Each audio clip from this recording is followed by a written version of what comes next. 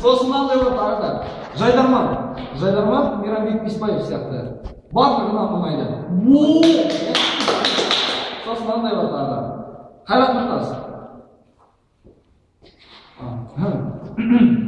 Құрметті достар, және де жайдарман сүйер қауым.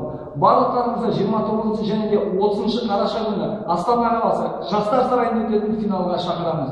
Және де сол ойында көрсететін 5 командаға да сәттілік тілейміз. Достар, барлықтарыңыз чемпион болуға лайықтысыздар. Лайықты финалда, лайықты команда, лайықты чемпион болсын. Және де лайк алыңыздар. Ол не? Кейін еркемесіңіз? Финалға сценарий жазды. Финалға өткен жоқ, жартылай финалға үшіп кеткенбіз. Келесі жыл финалға жазып отыр. Қайсыздар?